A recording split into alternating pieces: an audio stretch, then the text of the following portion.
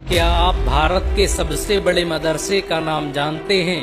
UP में बना दारुल उलूम देवबंद भारत ही नहीं, एशिया का सबसे बड़ा मदरसा है। इस मदरसे में दुनिया भर से लोग पढ़ने आते हैं। भारत की आज़ादी में इस मदरसे का बड़ा योगदान रहा। 70 एकड़ में फैला ये मदरसा आज पूरे भारत को अपनी गौरव गाथा सुना रहा है। ये भारत का एकमात्र मदरसा है जहां पर हेलीपैड की सुविधा उपलब्ध है। दारुल उलूम देवबंद ने भारत को सबसे बड़े वैज्ञानिक और राजनेता दिए। 20वीं सदी के अधिकतर राजनेता दारुल उलूम देवबंद की विचारधारा से प्रभावित थे।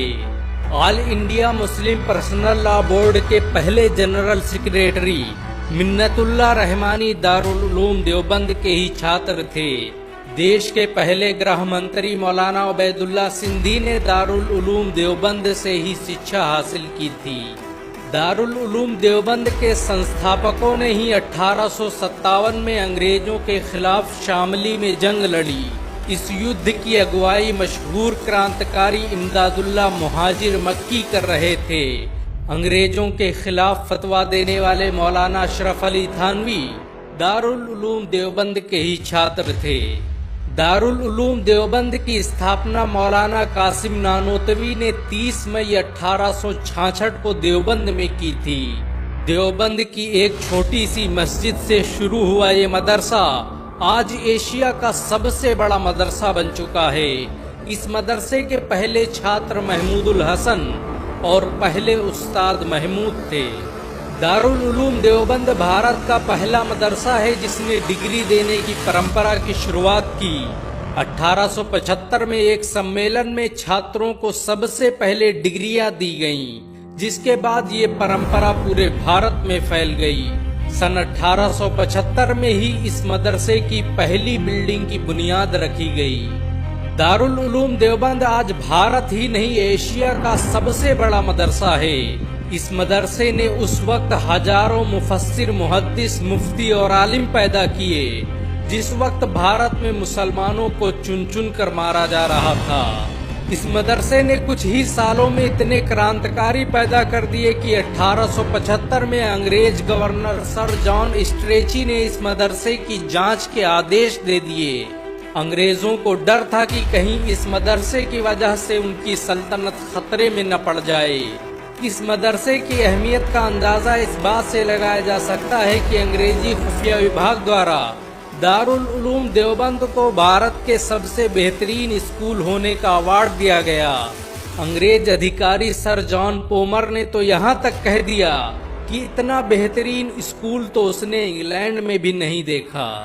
इस मदरसे के पहले छात्र रहे शेखुल हिंद मौलाना महमूदुल हसन ने ही जमीयतुल अंसार नाम का आंदोलन चलाया, जिसने भारत की आज़ादी में क्रांतिकारी भूमिका निभाई।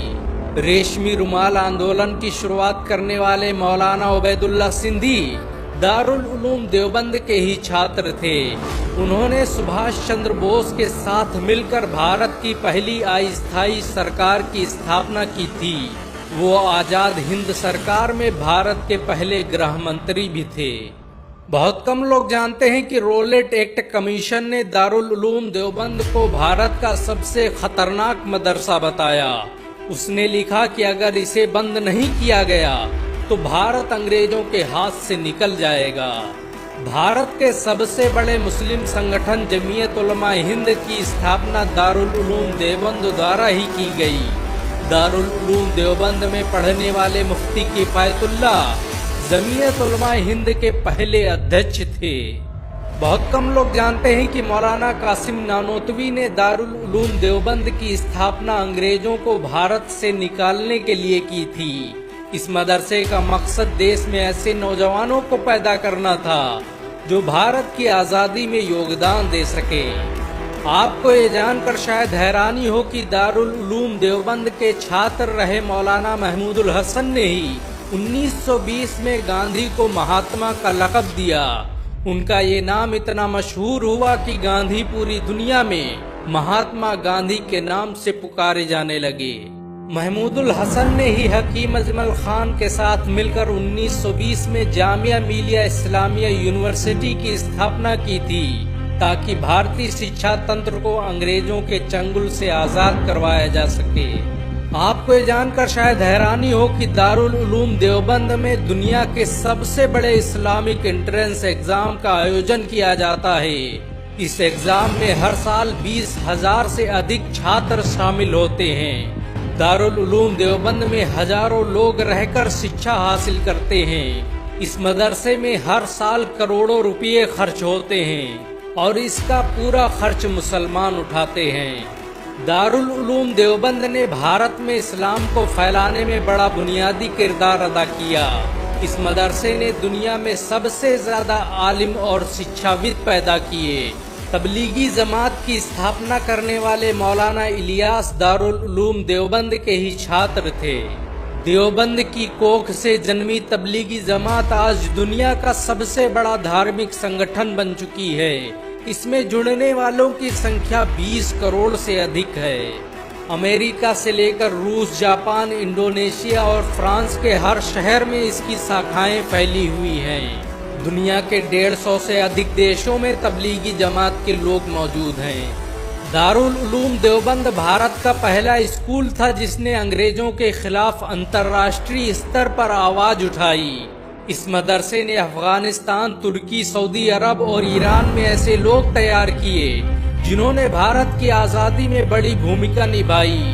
असहयोग आंदोलन की शुरुआत दारुल उलूम देवबंद से ही हुई थी।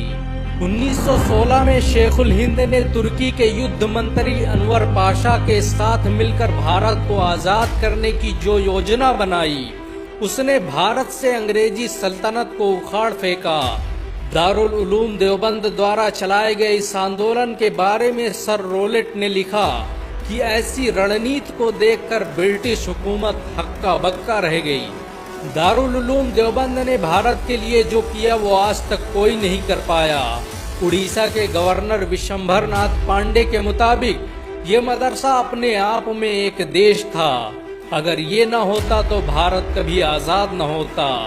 भारत की आज़ादी के लिए लड़ने वाले इस मदरसे के 50,000 से अधिक उलमाओं को अंग्रेजों ने एक साथ फांसी दे दी थी। दारुल उलूम देवबंद को देखने के लिए हर साल लाखों लोग भारत आते हैं, जिससे भारत सरकार करोड़ों रुपए की कमाई करती है। विदेशों से आने वाले लोगों के लिए देवबंद आज भी कौतूहल का विषय है। देवबंद से पढ़कर निकले करोड़ों लोग आज दुनिया भर में भारत का नाम रोशन कर रहे हैं। कोई भी देश ऐसा नहीं जहां पर इस मदरसे में पढ़ने वाले लोग मौजूद न हों। भारत में चलने वाले ज्यादातर मदरसों में देवबंद का ही सिलेबस पढ़ाया जाता है। दारुल उलूम देवबंद भारत का अकेला मदरसा है जहां पर हेलीपैड की सुविधा मौजूद है। इस मदरसे में आसानी से हेलीकॉप्टर लैंड कराए जा सकते हैं। दारुल उलूम देवबंद में बनी मस्जिद रशीदिया भारत की सबसे खूबसूरत मस्जिद मानी जाती है। इस मस्जिद को बनाने में करोड़ों रुपए खर्च हुए। ताजमहल के बाद ये भारत की अकेली इमारत है जिसमें सबसे ज्यादा संगमरमर का इस्तेमाल किया गया। मस्जिद रशीद को देखने के लिए आज भी दुनिया भर से लोग भारत आते हैं। दुनिया में दारुल उलूम देवबंद के अलावा कोई भी ऐसा संगठन नहीं जो बगैर सरकारी मदद के इतने बड़े स्कूल का संचालन कर ले। दारुल उलूम देवबंद का पूरा खर्च भारत के मुसलमान उठाते हैं। इसे आज तक किसी तरह के सरकारी फंड की जरूरत महसूस नहीं हुई। बहुत कम लोग जानते हैं कि अलीगढ़ मुस्लिम यूनिवर्सिटी की स्थापना में दारुल उलूम देवबंद का बड़ा किरदार रहा। इस मदरसे के कई उस्ताद अलीगढ़ मुस्लिम यूनिवर्सिटी की मजलिसे सूरा में शामिल रहे। मौलाना कासिम नानोतवी की मौत पर सर सैयद अहमद खान ने तो यहाँ तक कह दिया कि उनके जैसा आलिम अब दोबारा भारत में पैदा न होगा। दारुल उलूम देवबंद की जब स्थापना हुई तब इसमें कोई पढ़ने वाला नहीं था, लेकिन आज उसी देवबंद में पढ़ने के लिए दुनिया के कोने कोने से लोग आ रहे हैं। देवबंद आज सिर्फ एक मदरसा ही नहीं, भारत की पहचान बन चुका है। इस मदरसे ने हर दौर में भारत के लिए सबसे ज्यादा कुर्बानियां दी। भारत को जब भी जरूरत पड़ी दारुल उलूम देवबंद हमेशा सीना ताने खड़ा रहा। दारुल उलूम देवबंद भारत के मुसलमानों की आन बान और शान माना जाता है। मुसलमान इसकी हिफाजत के लिए अपना सब कुछ कुर्बान कर सकते हैं। अगर एक मुसलमान होने के नाते आपको गर्व महसूस हुआ हो तो इस वीडियो को लाइक और शेयर ज़रूर करें। ऐसी और वीडियो को देखने के लिए हमारे चैनल को सब्सक्राइब करें, घंटा ज़रूर दबाएं।